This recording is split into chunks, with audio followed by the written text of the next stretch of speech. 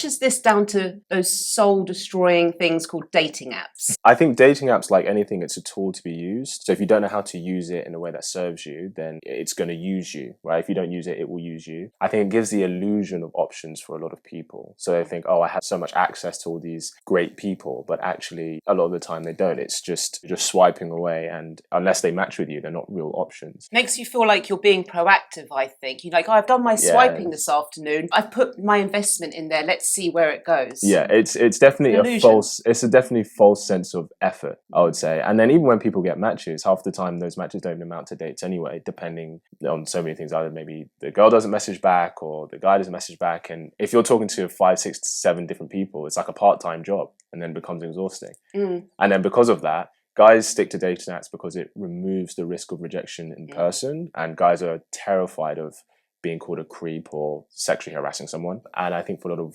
women, they can be inundated with a lot of matches, but out of maybe 100 matches, maybe only 10 of them are actually open to something serious, is the reality. And they hold on to those stories. Like my best friend, she met her husband on that dating app, and now they have a 2-year-old son, and that could be me. And they hold on to those stories. But the vast majority of women are just finding it a huge waste of time. I personally don't use them, but all my friends do, and they're still single after 3 years. And I say to them, come on, something's going wrong here. More than 50% of couples now meet online.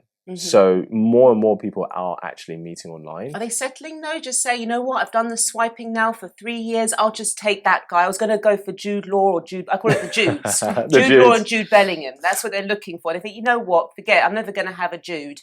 I'll have this instead. Do you think that's a... I think people have always done that, because if we're being honest, I think, you know, the girl from Norfolk back in the day, she was only limited to the men in her village. But now she has access to the hotshot lawyer from London, the producer from LA, the rapper from Paris. So now it's kind of like, well, the guy in her town who maybe would have been suitable for her, she thinks she's settling, but actually that could have been a great match for her. I feel that a lot of people are going into these dating apps with no real clear idea of what they're looking for.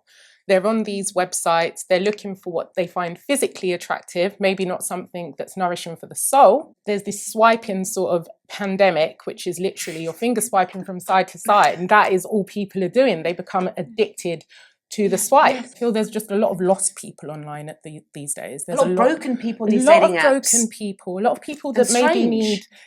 my sister, she's younger than me, and she's just like, I'm talking to this guy and he's disappeared. It's like they...